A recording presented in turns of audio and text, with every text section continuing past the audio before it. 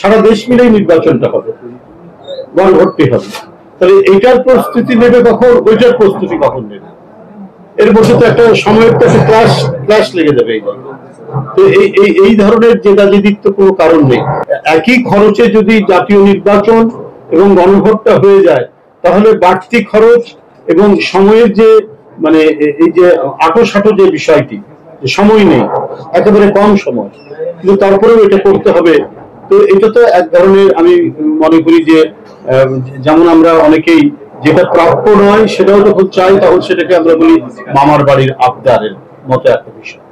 যাই হোক, এটা সরকার সবকিছু মিলিয়ে, যেখানে রাষ্ট্রের অর্থ ব্যয় কম হবে, যেখানে প্রত্যেকেই এবং জনগণ যে ভোটে মানে একই সময়ে একই ভোটের, একই জাতীয় ভোটের সাথে গণভোটটাও তারা দিতে পারবে, সেই ক্ষেত্রে এটা অত্যন্ত সহজসাধ্য হবে, জনগণের জন্য খুবই সুবিধাজনক হবে। এটাই আমার মনে হয় যে জনগণের এটাই চাওয়া, এটাই কাম্য। তো এবং সব ক্ষেত্রে সব দিক থেকে যেহেতু এই বিষয়টি অর্থাৎ একই সময়ে জাতীয় নির্বাচন এবং গণভোট হওয়াটাই বাঞ্ছনীয়, আমরা সেটির পক্ষে। জুলাই সনদের মধ্যে বলা হয়েছে যে বিষয়টি, এটা আরো পরিষ্কার হওয়া উচিত যে স্পেসিফিক আমরা কোন কোন বিষয়ের উপরে গণভোটটি হবে। একটা হচ্ছে সমগ্র জুলাই সনদ, কিন্তু জুলাই সনদের কিছু বিষয় আছে, প্রায় 47টির মতো আমরা জানি, যেটা হচ্ছে সংবিধান সংশোধনের বিষয় আছে। আর সংবিধানের যদি কিছু মৌল বৈশিষ্ট্য আছে, সেটার পরিবর্তনের বিষয় আসলে গণভোট হয়। এখন যদি আমরা পার্লামেন্টারি পদ্ধতি থেকে প্রেসিডেন্সিয়াল পদ্ধতি যাই, কথার কথা বলছি, অথবা মানে প্রচলিত পদ্ধতির যে কোনো বিষয় আমরা যদি তার বাইরে আমরা গেলে পরে সেটা মোটা দাগে যেটা বলা যায় সেটার উপরে গণভোট হয়। তো এখানে যে গণভোটের যে কথাগুলো, যে বিষয়গুলো বলা হচ্ছে, সেটা আরো স্পেসিফিক ভাবে হওয়া দরকার, যে সংবিধানের কোন কোন যে বিষয়গুলি সংশোধিত হওয়া দরকার এবং কোন কোন বিষয়। সংবিধান সংশোধন আরো অন্যান্য বিষয় হতে পারে, কিন্তু প্রত্যেকটা ক্ষেত্রে গণভোট লাগে না। তো সেই বিষয়টি আরো পরিষ্কারভাবে উল্লেখ থাকা দরকার। এবং গণভোট যদি জুলাই সনদের জন্য যদি গণভোট যদি প্রয়োজন হয়, তো সেইটা গণভোট হতে পারে, তবে সেই গণভোটটি হবে নির্বাচনের দিন, অর্থাৎ জাতীয় সংসদের নির্বাচনের দিন। আইনি প্রক্রিয়ায় যেটা উপযুক্ত মনে করবে সরকার, সেটা তারা ব্যবস্থা গ্রহণ করবেন। এবং এটা আওয়ামী লীগ সচল থাকবে না নিষিদ্ধ থাকবে, তাদের যে কার্যক্রমে যে স্থগিত আছে, এটা কতদিন থাকবে না থাকবে, সম্পূর্ণ দায়িত্ব হচ্ছে সরকার। সরকার তার স্বীয় বিবেচনায় সেটা সিদ্ধান্ত নেবেন। এ কথা তো আমরা বারবার দলের পক্ষ থেকে বলেছি। তবে সাবজেক্ট টু যারা অপরাধ করেছেন, যাদের বিরুদ্ধে গণহত্যার অভিযোগ রয়েছে, তাদের বিষয়টা তো, এটা তো আমাদের দেশের প্রচলিত আইন এবং আন্তর্জাতিক মানবাধিকার যে আইন, সে আইন দিয়েই তো তার বিচার হচ্ছে। তো সেটাও যারা মানবাধিকার সংস্থা সেটাও দেখবেন। সেই বিচার প্রক্রিয়া, যেমন জাতিসংঘের যে মানবাধিকার যিনি প্রধান ভালকার টুর্ক, তিনি বলেছেন যে অবশ্যই তাদের বিচার হতে হবে। তাদের যে বিচারিক প্রক্রিয়াকে তিনি ধন্যবাদও জানিয়েছেন, সর্বোচ্চ মানবাধিকার যে প্রতিষ্ঠান জাতিসংঘ, তিনি তো আবার এই কথা বলেছেন। সুতরাং যেটা আমি মনে করি যে সরকার যে প্রক্রিয়ায় বিচারটা করে যাচ্ছেন, আমার সেটা যথার্থ আছে। আর যে 6টি মানবাধিকার সংস্থা আমি নিজেও দেখেছি, এটা আওয়ামী লীগের কার্যক্রম নিয়ে। আর আওয়ামী লীগ যে স্থগিত দেশ থাকবে কি থাকবে না, এটা করে বলেছেন যে তাদের থাকতে দেওয়া উচিত। এটা সরকারের দায়িত্ব, সরকার কি বিবেচনা করবেন, সরকার সে পদক্ষেপ। মানুষ প্রকৃতপক্ষেই একটা অবাধ সুষ্ঠু নির্বাচন, সেই নির্বাচনে অংশগ্রহণ করতে পারবে সামনের যে জাতীয় সংসদ নির্বাচন।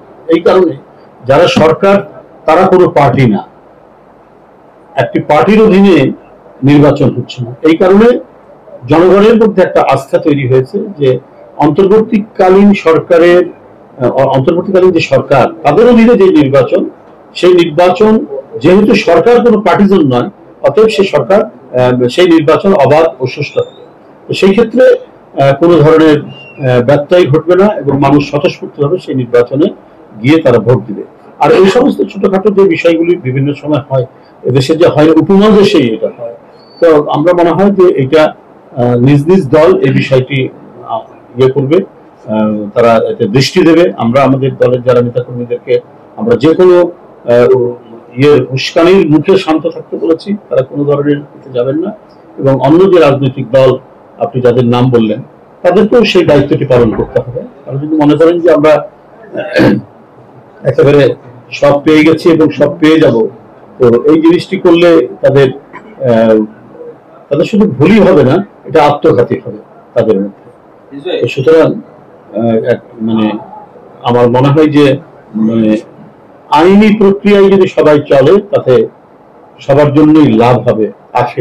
এটা তাদের বলতে পারে তাদের রাজনৈতিক দল, কিন্তু আমরা যদি আমাদের ইতিহাসের দিকে তাকাই তাহলে আমরা দেখবো যে এই ধরনের কোন ঘটনার পুনরাবৃত্তি নেই।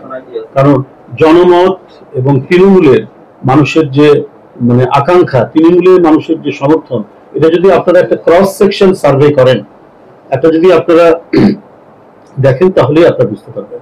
৮০ সালে শিবির জিতেছিল চট্টগ্রামে, জিতেছিল বলে কি আপনার গেটার চট্টগ্রামে কি সবই জামাত জিতেছে? তো গেটার চট্টগ্রাম তো বিএনপি যেতে। ৮০ সালের পরে যদি আমি একটা অবাধ সুষ্ঠু নির্বাচন যদি বলি ৯১ সালে, ৯১ সালে তো ওখানে জামাত তো যেতেন। অথবা ৮১ সালে একটু অবাধ সুষ্ঠু নির্বাচন হয়েছে, জাস্টিস সাত্তারের নির্বাচন, রাষ্ট্রপতির নির্বাচন, তো সেখান থেকে তো যেতেনি, জামাত যেতেনি, জামাতেরও তো প্রার্থী ছিল, তারা তো সেখান থেকে তো যেতেনি। আবার আমরা যদি দেখি 71 এর যুদ্ধের পরে তখন তো সবই ছাত্রলীগ, আওয়ামী লীগ। তো যুদ্ধের পরে আমরা বড় বড় বিশ্ববিদ্যালয়গুলোতে আমরা দেখলাম যে বিভিন্ন অপোজিশন ছাত্র সংগঠন যেটা শুরু করলো। ঢাকা বিশ্ববিদ্যালয় ছাত্র ইউনিয়ন, রাকসুতে ছাত্র ইউনিয়ন জিতেছে, তারপরে মান্না ভাই জিতেছে চাকসুতে, জাসদ, তখন তারা আওয়ামী লীগ বেরিয়ে গেছে। তো 73 নির্বাচনে কি কমিউনিস্ট পার্টি জিতেছে নাকি না জাসদ জিতেছে? তারা করেছে, মানে কারচুপি করেছে, অনেক কিছু মানে কি জোর জবরদস্তি করেছে, ভোট ডাকাতিও করেছে, কিন্তু তারপরে আওয়ামী লীগ জিততো 73 নির্বাচন। ওগুলো না করলে খন্দকার মুস্তাকের ব্যালট বাক্স হেলিকপ্টারে করে নিয়ে আসা, জলিলের ব্যালট বাক্স হেলিকপ্টারে করে ঢাকায় নিয়ে আসা, এগুলো না করলেও হয়তো আওয়ামী লীগ ওই সময় জিততো। কিন্তু ঘটনা হচ্ছে যে শিক্ষা প্রতিষ্ঠানে জিতলেই যে জনগণ সেটা জিতে যাবে এটার কোনো কারণ নেই। কাজ চলছে, কাজ নানাভাবে চলছে, কিন্তু কবে কখন কোন তারিখে ঘোষণা করবে এইটা তো এখনো আলোচনা হয়নি। পত্র পত্রিকা এবং গণমাধ্যমে আপনাদের তালিকা দেখেন, ওটা ওই গণমাধ্যম বা ওদের নিজস্ব তালিকা, ওটা বিএনপি তালিকা।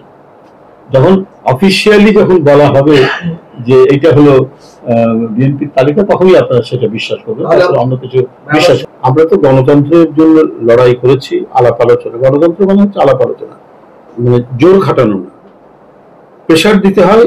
সেটা হচ্ছে একবারে উপযুক্ত পয়েন্টগুলো উত্থাপন করে তারপরে সেখানে বিক্ষোভেরও সুযোগ আছে, সেখানে সবকিছুই সুযোগ আছে। কিন্তু পয়েন্ট অফ নো রিটার্ন কোন বিষয়, একটা রাষ্ট্রকে যদি ফাংশনাল করতে হয়, একটা রাষ্ট্রের যদি গণতান্ত্রিক বিকাশ আমরা চাই, তাহলে সেখানে পয়েন্ট অফ নো রিটার্নের কোনো জায়গা নেই। না হলে হবেই না, করবো না, এইটা আমার মনে হয় যে ঠিক না। আমার মনে হয় তাদের বোধোদয় হবে এবং সেটা তারা সুচিন্তিত সব কাজ করবে। আমি আগেই বলেছি যে জুলাই সনদের কিছু কিছু বিষয় আছে যেখানে সংবিধান সংশোধন করতে হবে, আবার কিছু বিষয় আছে সেটা হয়তো এক্সিকিউটিভ অর্ডারে বা প্রেসিডেন্সিয়াল অর্ডারে বা সাধারণ আইন প্রণয়ন করে করতে। সাধারণ আইন যদি প্রণয়ন যদি আপনি করেন তাহলে পার্লামেন্ট লাগবে, আর যদি পার্লামেন্ট ছাড়া যদি সাময়িকভাবে করেন তাহলে প্রেসিডেন্সিয়াল অর্ডার লাগবে। তো সেটা কোন কোন ক্ষেত্রে কি কি বিষয়, এটা তো এখনো পরিষ্কার করেনি। মানে জুলাই সনদে যারা ঐক্যমত কমিশন যারা কাজ করছেন তারা এই ব্যাপারে তো এখনো কোনো কিছু পরিষ্কার করে বলেননি। শুধু আমরা এইটুকু জেনেছি যে এখানে অনেক বেশি, প্রায় আমি যতটুকু জানি আমার মনে পড়ছে যে 47টার মতো আছে, পয়েন্টস আছে যেটা সংবিধান সংশোধন করতে হবে। তো যদি তাই হয় তাহলে এটা এখন কি করে সম্ভব? আইনি ভিত্তি কিভাবে দিবে? আইনি ভিত্তির একটা কমিটমেন্ট থাকতে হবে, যেই ক্ষমতায় আসুক সংবিধান সংশোধন করতে হলে, যেহেতু সবাই স্বাক্ষর করছে, তাহলে ক্ষমতায় আসার পর এটা সংবিধান যেভাবে সংশোধন হয় পার্লামেন্টের 2/3 মেজরিটি দিয়ে, সেভাবে তারা করবে। অন্যান্য যেগুলো যদি সাধারণ আইন, যেটা অ্যাক্ট, পার্লামেন্টারি অ্যাক্টের মাধ্যমে যেটা করা দরকার সেটা এমনি সেটা তো হচ্ছে সিম্পল মেজরিটি দিয়ে সেটা করা সম্ভব, সেভাবে হবে। তো সেটার জন্য তো একটা স্কোপ থাকা দরকার। আর যদি প্রেসিডেন্সিয়াল অর্ডারে যদি করতে হয়, তাহলে সেটা সেই কোন কোন বিষয় সেগুলো ঐক্যমত কমিশন এটা জানাক জনগণকে, জানানোর পরে তখন সেটা নিয়ে আলোচনা করা যাবে। সেখানে বিএনপির কি মত, তখন তারা সেই মতামত দেবেন। তো এটা যদি প্রথমেই চলে যায় স্ট্রিটে, তাহলে মানুষরা কি জানবে? আমাদের মতো লেম্যানরা আমরা কিভাবে বুঝবো যে কোনটা কার কি দায়িত্ব? আপনি যদি সমস্ত আইন ভেঙে দিয়ে জবরদস্তিমূলক ভাবে একটা জিনিস করা, সেটা এক জিনিস, কিন্তু আপনার আইনি প্রক্রিয়া ঠিক রেখেই কাজটা করতে হবে। সাংবিধানিক প্রক্রিয়াটার ধারাটা ঠিক রাখতে হবে। আজকে অন্তর্বর্তীকালীন সরকারকেও একটা আইনি বৈধতার মধ্যে দিয়েই তো তাদেরকে কাজ করতে হচ্ছে। তো এটা যদি করতে হয়, তাহলে এই জুলাই সনদের যে বিষয়গুলো আইনীকরণ করতে হবে, সংবিধান সংশোধন করলে এক ধরনের, তারপরে যদি পার্লামেন্টারি অ্যাক্টের মাধ্যমে করতে হয় তাও পার্লামেন্ট লাগবে, নির্বাচিত পার্লামেন্ট লাগবে। আর তাছাড়া যদি এমনি এক্সিকিউটিভ অর্ডার অথবা প্রেসিডেন্সিয়াল অর্ডারে যদি করতে হয়, অর্ডিন্যান্স জারি করে যদি করতে হয়, তাহলে সেটা নিয়ে আপনার সেটা কোন কোন বিষয় কোন কোন পয়েন্ট করা যাবে সেগুলো তো আগে অবহিত করতে হবে। না করেই সেটা তো আপনারা সবাই বসেছেন, স্বাক্ষর দিয়েছেন, এনসিপি ছাড়া সবাই স্বাক্ষর দিয়েছেন। তো তাহলে সেগুলো আপনারা বসে ঠিক করুন, রাস্তায় না আসে আপনারা একটা আলাপ আলোচনা করে সেটা ঠিক করলেই তো জনগণের মধ্যে আর কোনো সংশয় থাকবে না।